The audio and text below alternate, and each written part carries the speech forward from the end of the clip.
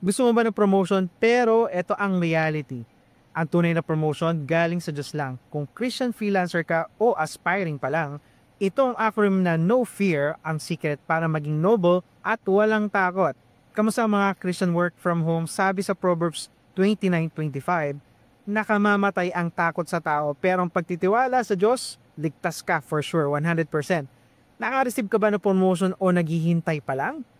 Alam mo, kahit anong sipag mo, kung sa tao ka umaasa, na mabibigo ka. Pero kapag kay Lord ka nakafocus, iba ang kapayapaan. Gamitin natin ang No Fear na acronym for today. So, number 1, noble.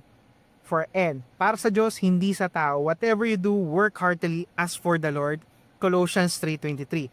Kapag alam mong galing kay Lord, ang promotion mo, gagawin mo itong noble. Hindi para mamayabang sa boss mo o sa friends mo, kundi para mag-serve sa Diyos. Halimbawa, kahit VA ka lang, gawin mo tong worship kay Lord.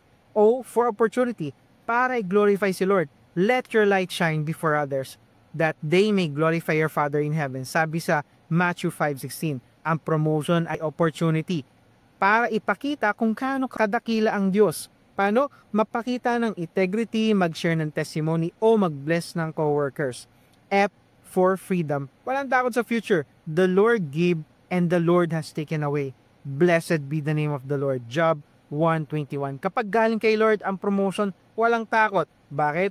Kung bigay niya, kayang isustain. Kung kukunin man, walang takot. Alam mong may mas magandang plano siya. Nung nawalan ako ng client, sinabi ko, Lord, ikaw ang magbigay. Kaya ikaw din ang magtatanggal. Kaya okay lang. Ayun, binigyan niya ako ng mas malaki.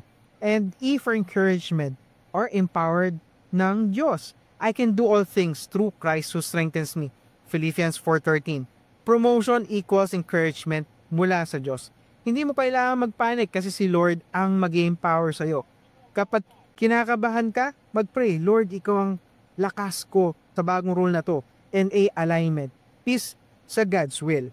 Sabi nga, seek first the kingdom of God and all these things will be added to you. Sabi siya Matthew 6:23. Kapag align kay Lord, may peace ka. Kahit mahirap ang bagong role, alam mong tama ka sa landas niya. Halimbawa, tinanggihan ko ang promotion dati kasi conflict sa family time. Ayun, binigyan ako ng Lord ng mas flexible na trabaho. And R, ready? Ready for what? Handa sa anumang dumating. Always be prepared to give an answer for hope that you have. Sabi sa 1 Peter 3:15, galing kay Lord equals to ready. Ready ka sa kahit anumang challenge, promotion man o problema, alam mong training ground ito sa Lord. Kaya mag-upskill, mag-pray at magtiwala.